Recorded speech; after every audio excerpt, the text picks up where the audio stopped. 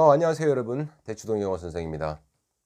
만약 지금 영상을 보시는 분들께서 제가 지금 드릴 말씀 몇 가지에 해당이 되신다면 안타깝지만 고등학교에 가서는 좋은 성적을 받아낼 확률이 조금 낮다고 보셔도 되고요.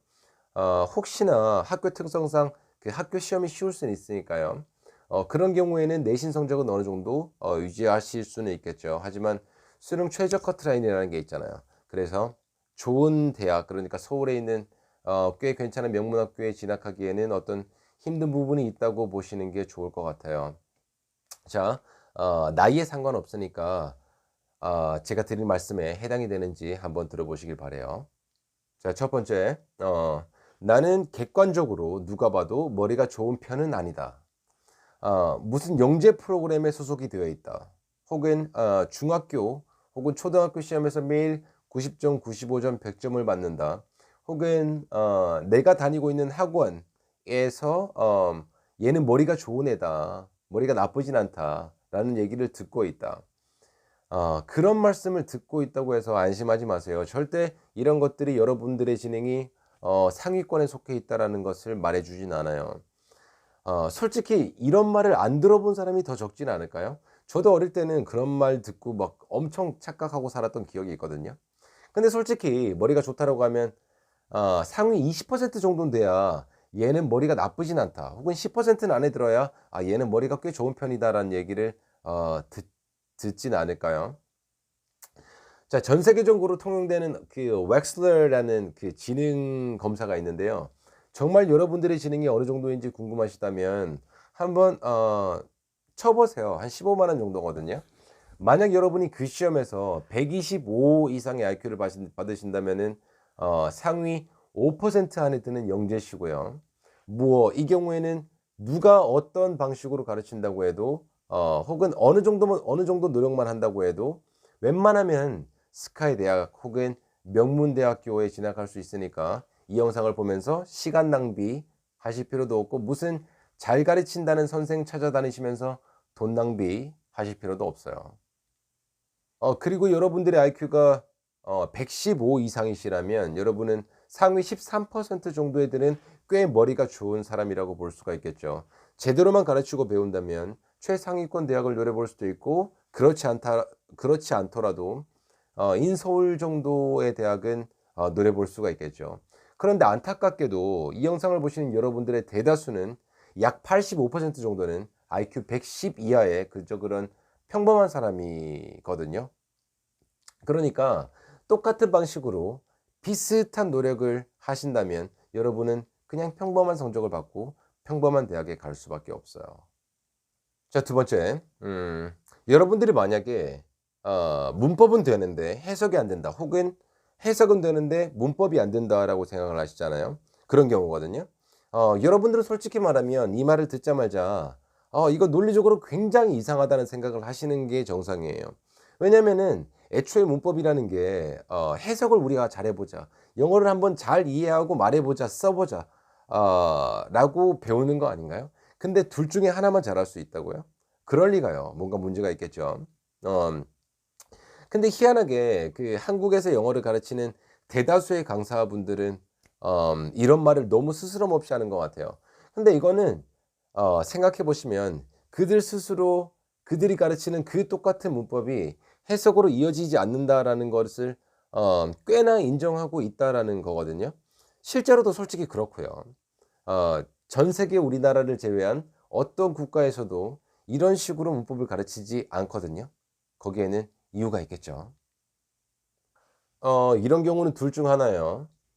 머리는 좋지 않은데 나름 열심히 공부를 해서 원어민도 못 푸는 그런 쓸데없는 용법, 용어 위주의 문법이긴 하지만 애초에 그게 해석으로 이어질 수 없는 그런 본질을 갖고 있었기 때문에 해석은 안 되거나 아니면 노력에 비해서 해석 실력이 그저 그렇거나 한 첫 번째 경우고요. 두 번째는 머리가 좋아서 남들보다 나은 언어 능력을 갖고 있겠죠. 그래서 해석으로 이어지지 않는, 해석에 도움이 되지 않는 그런 문법을 배우고도 스스로 다른 언어의 내용을 파악하는 방식을 스스로 자신도 모르게 그렇게 깨우쳐가는 경우인 거죠. 물론 이 경우도 그렇게 바람직하지 않아요. 오해하지 마세요. 제대로 배우는 것보다는 이 두 번째 경우도 첫 번째보다 낫지만 좋은 경우는 아니에요. 느릴 수밖에 없거든요. 하여간 그렇기 때문에 똑같이 달에 몇십만 원, 어릴 때 영어 유치원 보내는 건 몇백만 원씩 하죠. 그런 엄청난 돈을 투자해서 학원에 보내 놔도 다니는 아이들의 실력은 정말 똑같은 교육을 받고도 정말 천차만별이거든요. 여러분들은 그게 정말 노력 때문만이라고 생각을 하세요? 어 혹시 영어에서 그 오형식 있죠? 그 오형식을 알아야 해석이 된다라고 배우고 계신가요?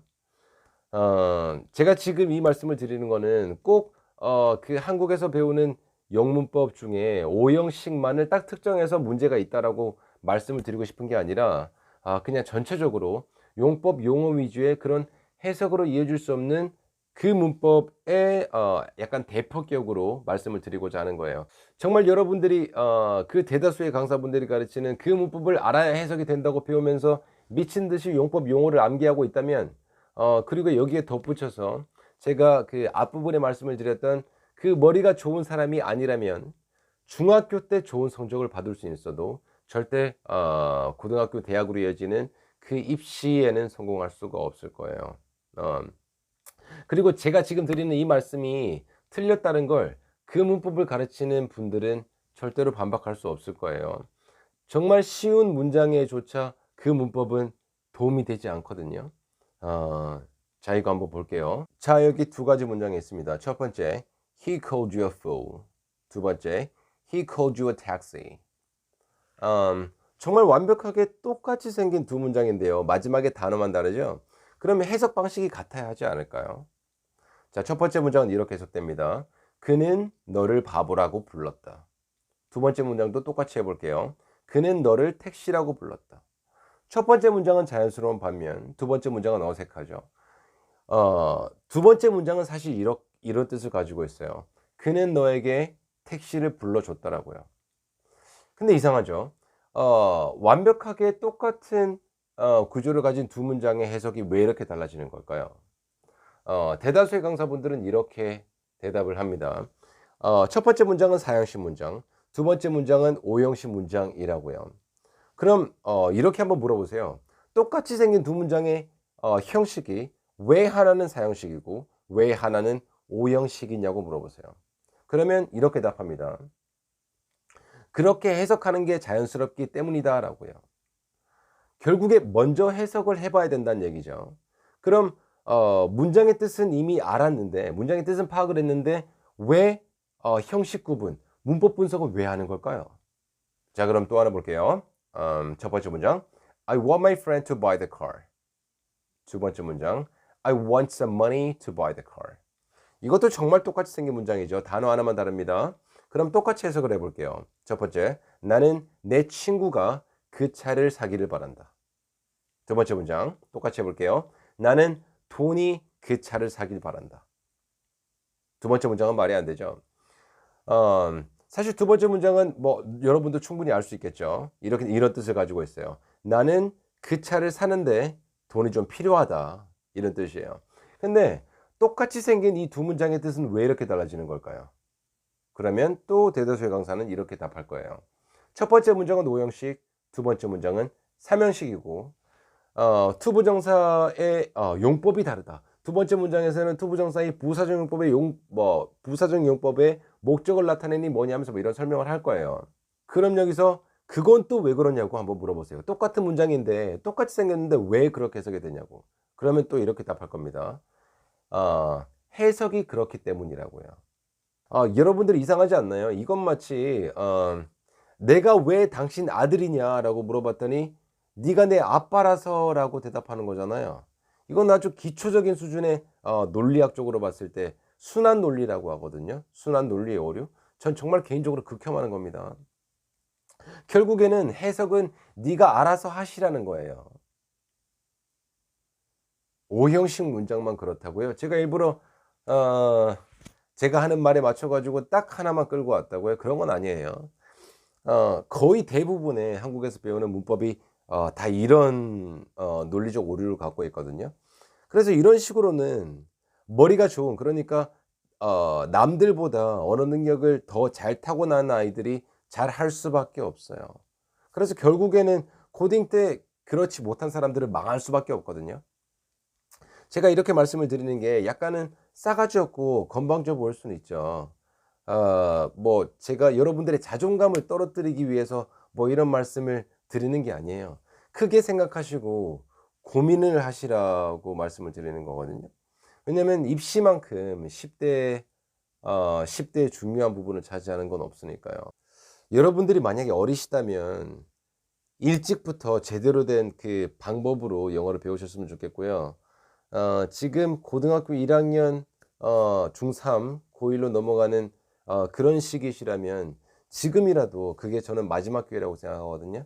지금이라도 제대로 된 방식으로 돌아서시는 게 맞지 않나라는 생각에 이 영상을 찍게 됐습니다.